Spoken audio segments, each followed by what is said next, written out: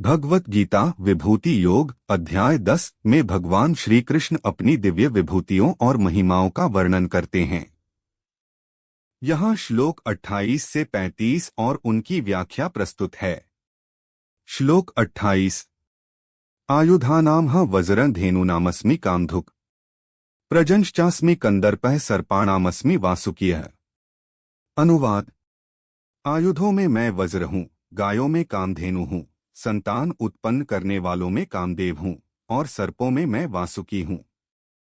भगवान श्री कृष्ण यहाँ अपनी विभूतियों को विभिन्न प्रतीकों के माध्यम से वर्णित करते हैं।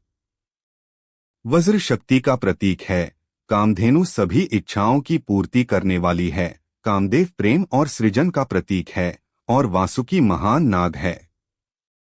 ये सभी चीजें अपने अपने क्षेत्र में सर्वश्रेष्ठ हैं, जिससे यह सिद्ध होता है कि ईश्वर हर क्षेत्र में सर्वोच्च है।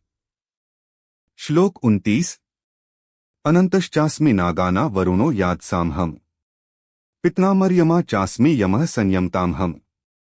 अनुवाद नागों में मैं अनंत शेषनाग हूँ, जलचरों में मैं वरुण हूँ, पितरों में मैं अर्यमा हूँ और संयम करने वालों में मैं यमराज हूँ।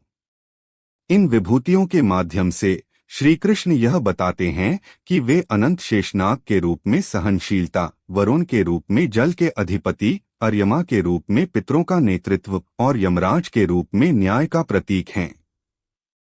ईश्वर की महिमा विभिन्न रूपों और प्रतीकों में व्याप्त है। श्लोक 30 प्रह्लादश्चास्मि दैत्याना कालः कल्यतामहम् मृगाणा च मृगेन्द्रो हम वैन्तेयश्च पक्षिणा।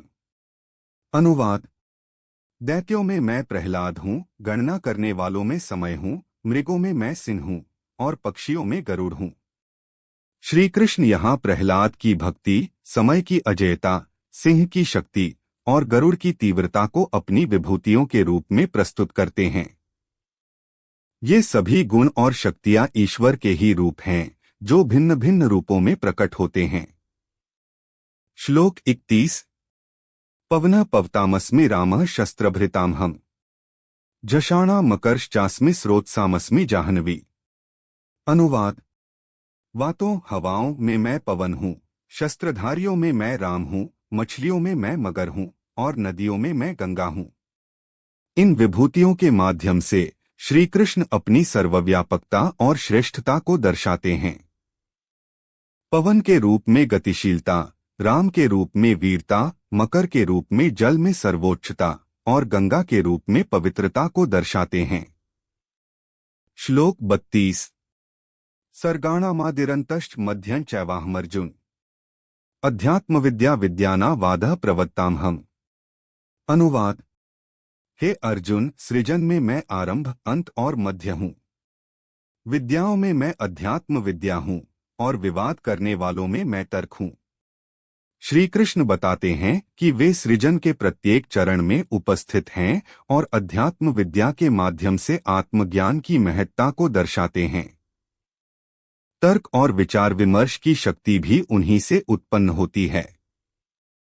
श्लोक 33 अक्षराणाम कारोस्मि द्वन्द्वः सामासिकस्य च अहमेवाक्षयः कालो धाताः विश्वतोमुखः। अनुवाद अक्षरों में मैं हूँ, समासों में द्वंद्व समास हूँ, अविनाशी समय मैं हूँ और विश्वरूप मैं ही हूँ। अक्षर ब्रह्मा का प्रतीक है, जो सभी ध्वनियों का स्रोत है। द्वंद्व समास द्वैत और अद्वैत का प्रतीक है। अविनाशी समय और विश्व के सर्वव्यापी स्वरूप को श्री कृष्ण यहाँ अपनी विभूति के रूप में प्रस्तुत करते हैं।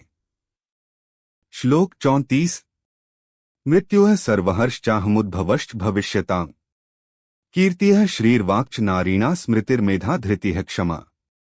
अनुवाद मैं सर्वत्र हरने वाला मृत्यु हूँ और उत्पन्न होने वाले भविष्य का बीज हूँ। स्त्रियों में मैं कीर्ति, श्री, वाक, स्मृति, मेधा, धृति और क्षमा हूँ। श्री कृष्ण यहाँ जीवन और मृत्यु के चक्र को अपनी विभूति के रूप में बताते हैं। वे स्त्रियों की विभिन्न महत्वपूर्ण गुणों, कीर्ति, सौंदर्य, वाक्पटुता, स्मरण शक्ति, बुद्धि, धैर्य और क्षमा को भी अपनी विभूति बताते हैं, जो जीवन को समृद्ध बनाते हैं। श्लोक 35। बृहत् साम तथा सामना गायत्री छंदसामहम मासाना मार्गशीर्षोहम ऋतूना कुसुमाकरः। अनुवाद। सामवेद के मंत्रों में मैं बृहत् साम हूँ, छंदों में गायत्री छंद हूँ, महीनों में मैं मार्गशीर्ष हूँ और ऋतुओं में मैं वसंत ऋतु हूँ। श्री कृष्ण सामवेद के श्रेष्ठ बृहत् साम, गायत्री छंद, मार्गशीर्ष माह और वसंत ऋतु के रूप में अपनी श्रेष्ठता को दर्शाते हैं। ये सभी श्रेष्ठताओं के प्रतीक हैं और इनका उल्लेख कर भगवान यह बताना चाहते हैं कि वे सर्वोच्च और सर्वव्यापक हैं। सारांश। इन श्लोकों के माध्यम से भगवान श्री कृष्ण ने अपनी विभूतियों के विभिन्न पहलुओं को दर्शाया है। यह शिक्षित करता है कि ईश्वर की महिमा अनंत और सर्वव्यापी है, जो विभिन्न रूपों, प्रतीकों और गुणों के माध्यम से प्रकट होती है।